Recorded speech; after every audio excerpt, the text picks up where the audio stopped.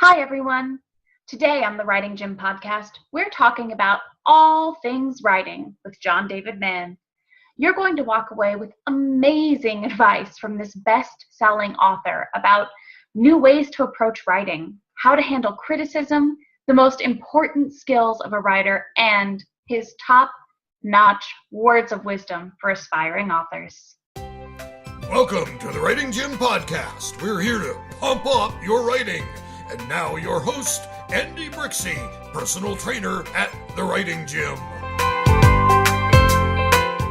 Hi, I'm Andy, personal trainer at the Writing Gym. Welcome to Jazzercise with John David Mann. I'm excited to introduce you to this week's guest, but first, a word from our sponsor, Date with the Muse, where you can get help starting, finishing, and bringing to publication writing in all genres. Enter the contest to win a free hour-long coaching session with our resident writing coach. Stay tuned at the end of the episode on how to enter. And now I'd like to introduce you to the Writing Gym's resident writing coach, the gal who helps you pump up your writing into shape in the Writing Gym. Welcome back to the Writing Gym podcast, Annalisa Parent. Thank you so much, Andy. I'm glad to be here with you again. And as always, I don't want to be a snitch, but even if Annalisa is an amazing writing coach, she still has some super weird habits. Usually people sip a soothing cup of tea or maybe even meditate to help them rest. But not Annalisa. She prefers the very relaxing comic book to help her get her beauty sleep. Seriously, check it out, and if you're listening to the podcast, be sure to check out a few of her favorites in the show notes. And maybe you can recommend some new ones. I hear her old copies are getting pretty worn. And now to introduce you to this week's fantastic guest. John David Mann is an award-winning author whose writings have earned the Nautilus Award, the Axiom Business Book Award, the gold medal, and Taiwan's Golden Book Award for Innovation.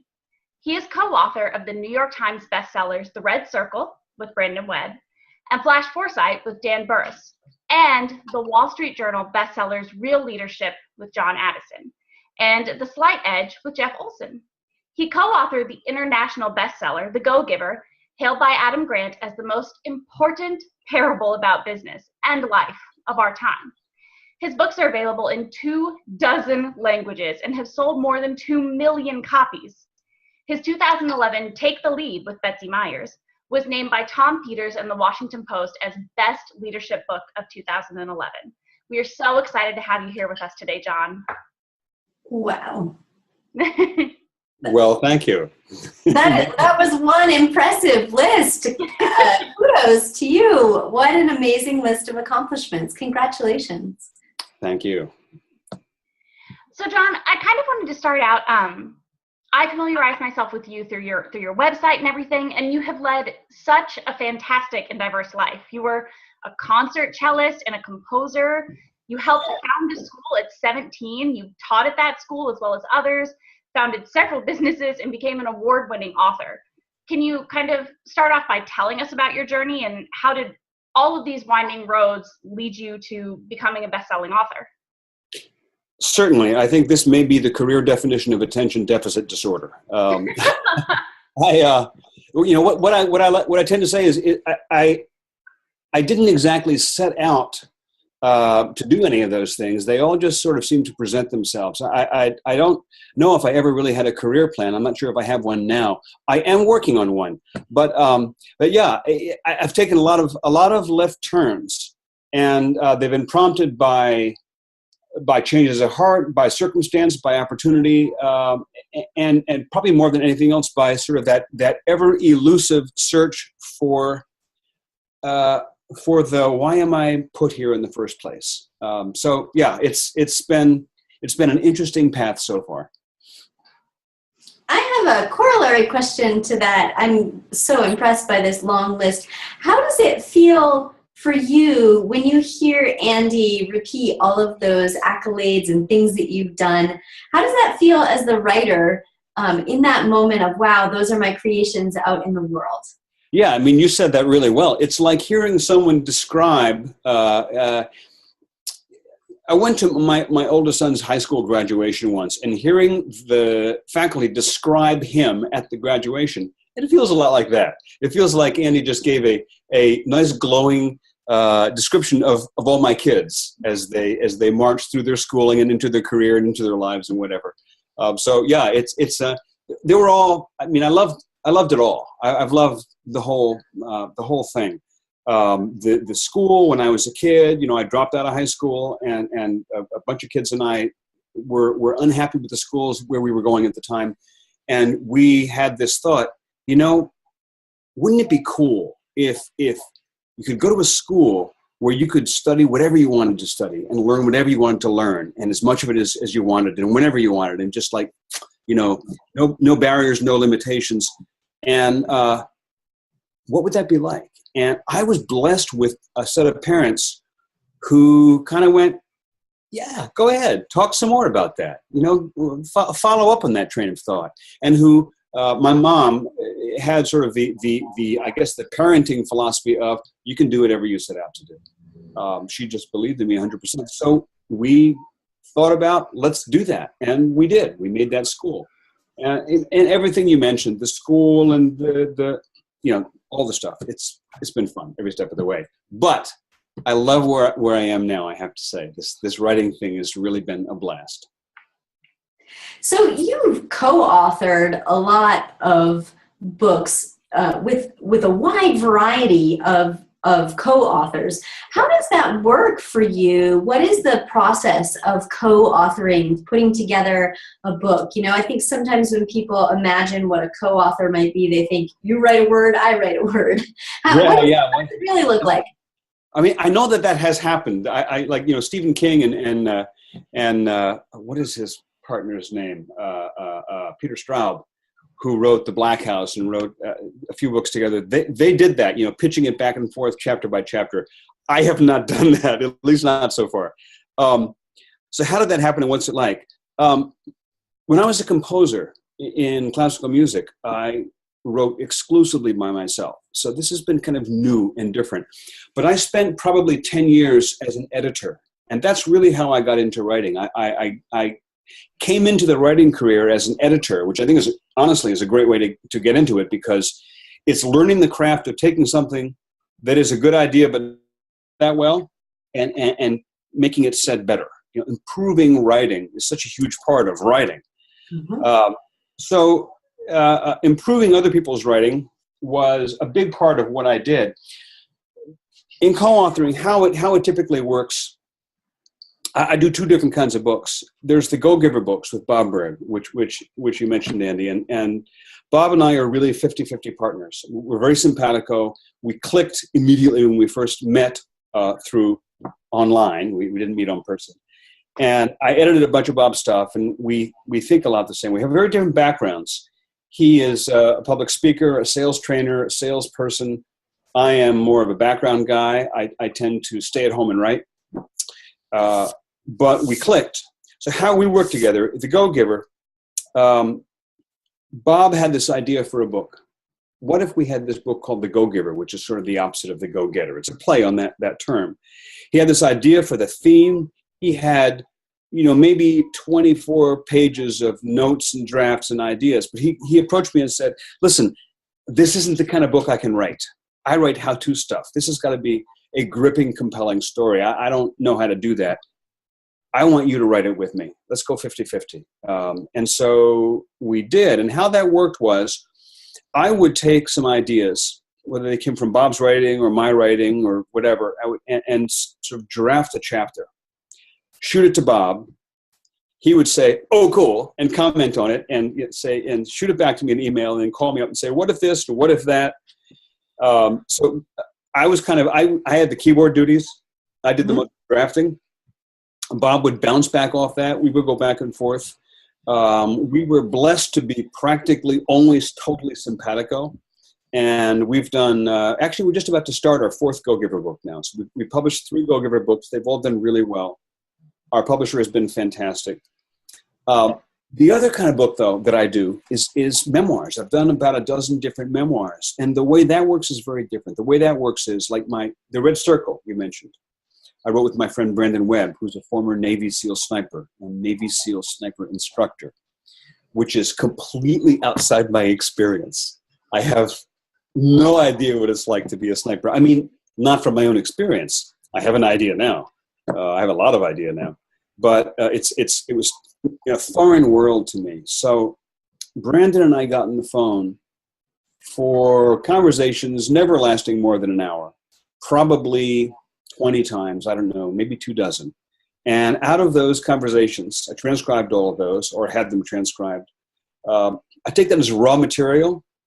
And then doing a memoir like that, I think it must be what it's like to be an actor and do a biopic and play some famous person on screen. You know, to play Julia Child if you're, play Julia. Meryl Streep. Thank you, Meryl Streep. Right. Or if you're whoever playing person. You have to kind of step into that person's shoes, and it's almost like you're channeling that person's voice. You have to almost become that person. It isn't like Brandon talks for half an hour, you transcribe it, and then I edit that into the book. Because if you do it that way, it just feels stilted and transcribed and two-dimensional. It's like, I'll have this conversation with him, and then I'll put the conversation aside, and then I'll sit down with a blank piece of paper, and I'll be him and start to write my story. So it's a combination of having all this raw material and an enormous amount of research. I just finished a book called The Killing School, which is a memoir of 4 different military snipers from 4 different branches. And I think I did more research for this book than I've ever done for a book before. So you have this raw material, but then it's a question of really stepping into the character and pretending to be them and writing the story. And then going back and forth between the two, what you've done, and then sort of fact-checking it with the reality of your raw material. That was a long paragraph.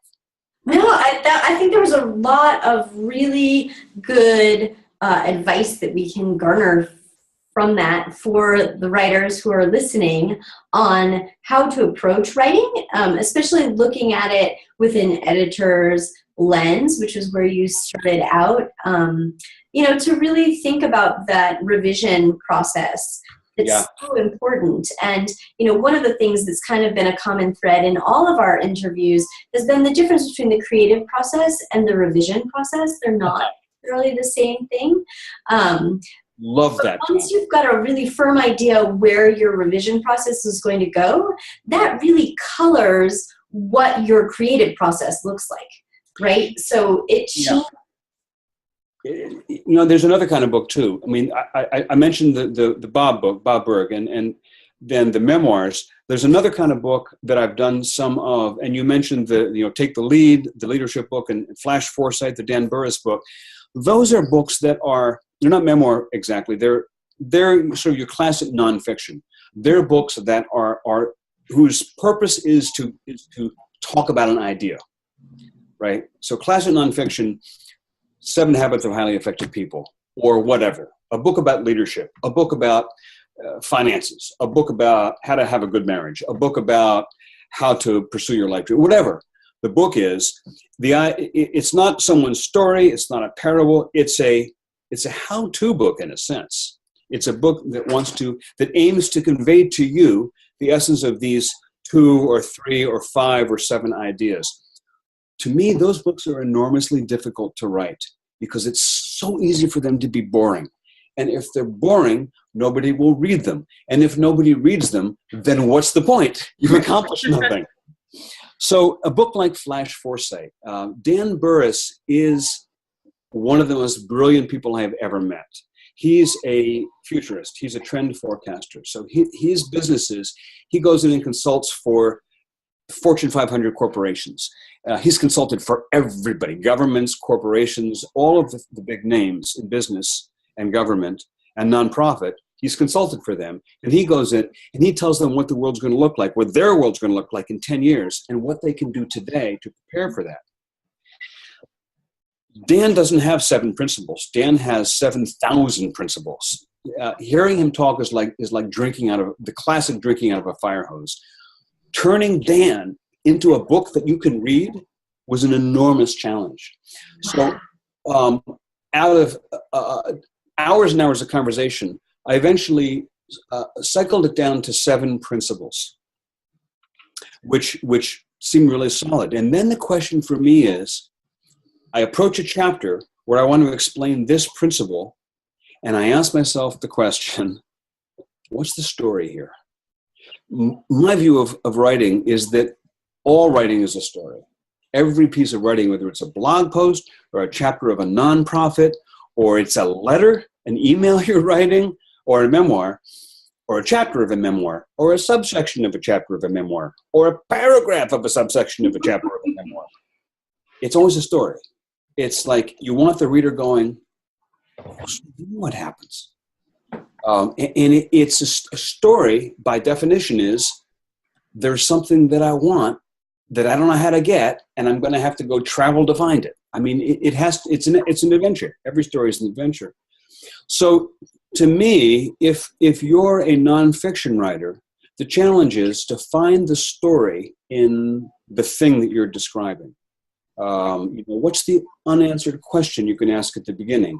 What's the problem you can pose? What's the dilemma you can describe?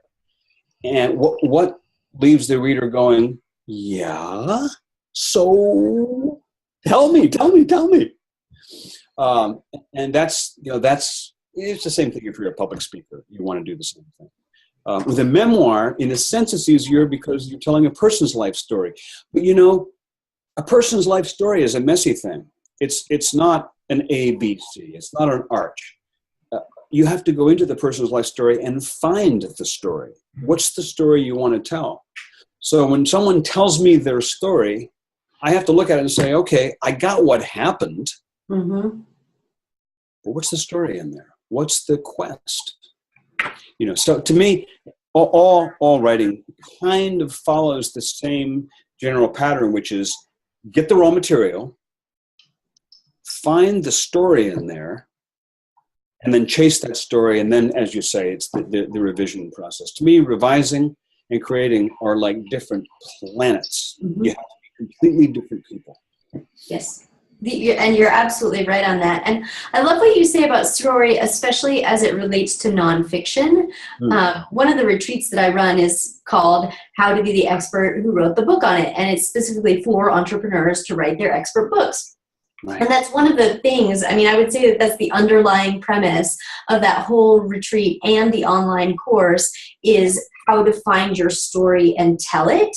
Right. And how to create that narrative arc, which isn't necessarily self-evident, if you're a coach or, like to find that story and tell it, and I happen to be intimately familiar with the Go Giver series. And I read it. And, so one of the ways that you and Bob worked through that was to create a parable on which you hang your story or your actual message. And that's one way to do it. It's certainly an effective way. And I love that book, by the way. I don't think I've told you this, John, but I've definitely told Bob, who gave me my copy of the book. He gave it to me. I got on the plane. I read it the entire way home and then did not put that book down until I was finished with it. I love it. So thank you for that. I love hearing that. Thank you so much. Yeah, it's dog-eared and Post-it noted and underlined. I was like, oh yes, that. So I'll tell you something about the Go Giver, which is interesting. Is that for those of you who haven't read the Go Giver, it's structured around 5 principles, which we call the 5 laws of stratospheric success. And all 5 are basically aspects or facets of this central idea that shifting your focus from what's in it for me to what's in it for other people, from me to others, from getting to giving, is not only a generous and noble and ethically satisfying way to live, but it's also a profitable and productive, effective way to live. So we had that idea, but we did not have these 5 principles sketched out before we wrote the book. And to me, one of the things that's kind of been important about the book is we started out with one idea, that first law, that first principle. We didn't even have the idea that there were going to be 5 laws, although I have a partiality to the number 5. from my study of Chinese medicine and a lot of other things. But I had a feeling, and my life as a composer and as a musician, I had a feeling there were going to be 5. But we didn't have 5 principles laid out. We didn't start, in other words, with this set of principles and say, how can we make a story out of that? We started with a character and a situation and a fundamental theme, and then we let the characters sort of tell the story. So the principles emerged from that. When we got to principle number 3, we didn't even know what 5 was going to be. It's much of a discovery for us as it is for the reader. Now, the Go-Giver Leader, which is also a parable, the 3rd book in the series, also has 5 principles. It was a little different because I've done a lot of leadership work, and those ideas were all kind of in my head. So I've gone at it both ways, of starting with a story premise but no principles, and starting with principles premise and no story. And I think what I want to say out of that is, whatever way you start, whether you have principles or you don't have principles, you have to forget them anyway, because if you're going to write a story, a parable, you have to go with the characters. The character is what tells a story, not an idea. If you try to tell a story through an idea, it's going to feel like a lecture. If you tell a story through the people in the story that you care about, then the reader will care about them, and then they'll read the story, and they'll be in the story. I love that you make that distinction between starting with the principles versus sort of starting with a general idea or theme or a character, because the latter feels terrifying. Yes. To me. And I love your and Bob's example of having the courage to say, we don't know where we're going, but we've got a pretty good idea, so let's just start. Right? That takes a lot of courage as a writer, and look at the amazing success that you were able to make out of that. So writers who are listening, I mean, just that courage, just sit down and start, just write something and see what comes out. Yeah, and here I totally agree with you. And here's what I would add to that: you can have that courage because what it takes is a degree of faith, and I don't mean that in a religious sense. I mean it in the sense of have the faith. You need to have the faith, and you can have the faith that if you're starting with a good idea, you're starting with a solid premise, with an idea that's worth telling, then it's going to work out. The solution is there. The perfect story is in there.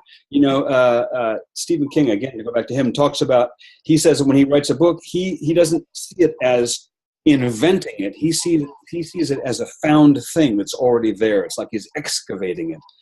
I was corresponding recently with one of my favorite mystery writers. By the way, almost all that I read is mystery.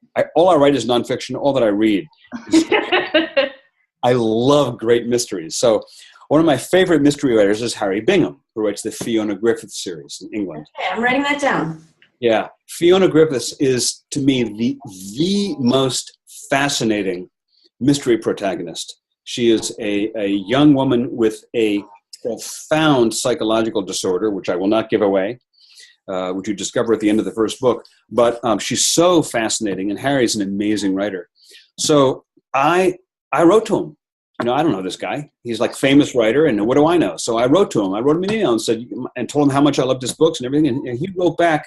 He didn't write back that week. He didn't write back that day. He wrote back that hour. He wrote back to me, and I was just blown away. I just love it.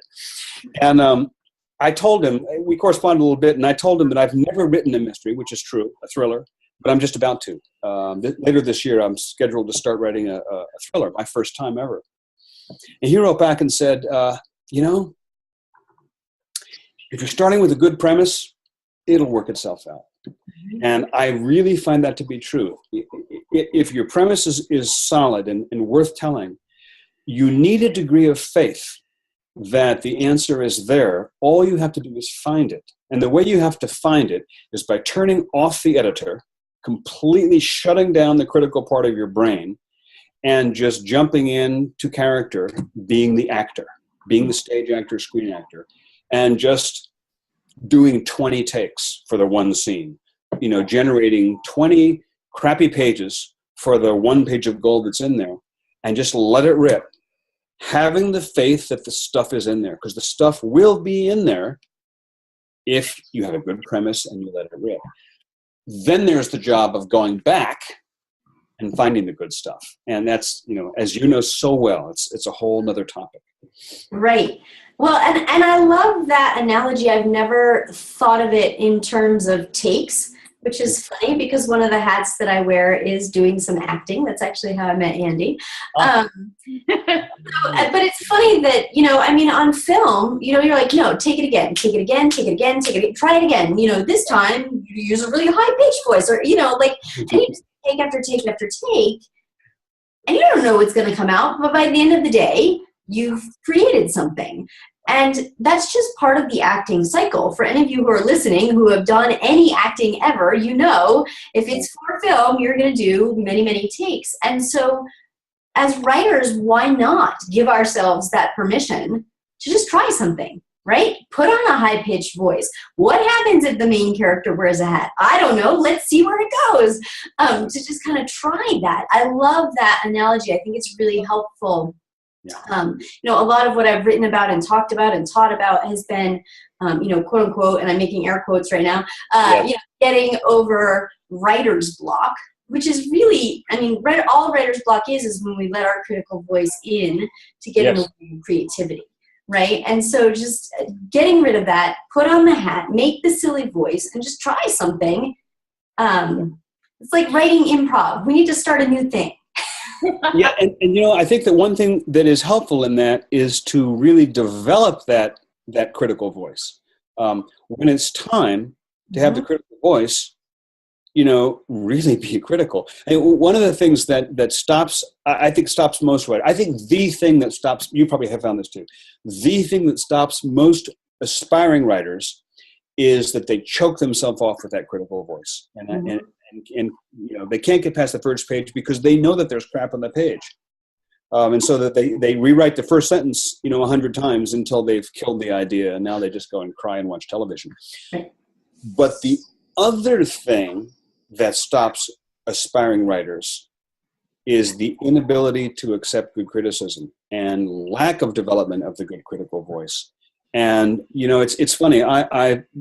My writing training was in writing 400-word and 800-word editorials for magazines. Some magazines I worked for. I worked for a couple of business magazines. I was mostly the editor. But for every magazine I worked for, I would have one column. It would be one page or 2 pages, 800 words or 400 words. And putting an idea in those 400 words, this is before the days of blogs, but it was very much like writing blog posts. I was astonished to learn how much better a piece of writing could be made by taking out about half of it. And over a series of years, I learned over and over and over that there was basically no piece of writing I'd ever done that couldn't be improved by selective editing. So I think that skill of improving and improving and improving is so valuable. As you develop it, as you refine it, you get a greater sense of your critical self, which is a great, healthy sense. You also get a better ability to know how to shut it off, put it in the food. Okay, I'm a really great editor. Now shut up. Let it rip. It's like you've got to be Jekyll and you've got to be a really good Hyde. Thank you so much, John, for joining us today on the Writing Gym podcast. To get the most out of his tips, don't forget to download the free handout at www.writing-gym.com/bestseller. To find out more about John, check out his website. We provided a link in the show notes at www.writing-gym.com/bestseller. If you're looking for his genius in 140 characters or fewer, you can find him on Twitter at John David Mann. And thank you, Annalisa, for more of your great writing advice. Annalisa is the resident writing coach in the Writing Gym. She helps writers start, finish, and bring to publication writing in all genres, and she's pretty much fantastic at everything she does. You could publish if you only knew how. John has given us some great tips today, writers, but look, if you love the Writing Gym podcast, if you find these tips valuable, think how much faster your writing will get pumped into publishing shape in the Writing Gym. We take you from generating ideas to getting them on paper, from how to find an agent to how to market your book. We are accepting limited applications for our VIP membership now at www.writing-gym.com. You know how you always say, I love to write, but I just can't find the time. Well, we even have a personal trainer, me, to help keep you accountable to your writing goals. What would it be like to have a gentle guide, someone to check in with you on how you're doing on your weekly writing goals?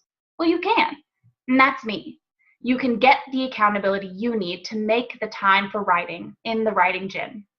If you're serious about pumping your writing into publishing shape, apply now. Go to writing-gym.com. Don't forget the dash. Thank you so much for joining us to pump up your writing here on the Writing Gym podcast. Be sure to check out this week's step-by-step guide to better writing at www.writing-gym.com/bestseller. Happy writing! This has been the Writing Gym Podcast with Andy Brixey and Annalisa Parent. To join the Writing Gym, visit www.writing-gym.com.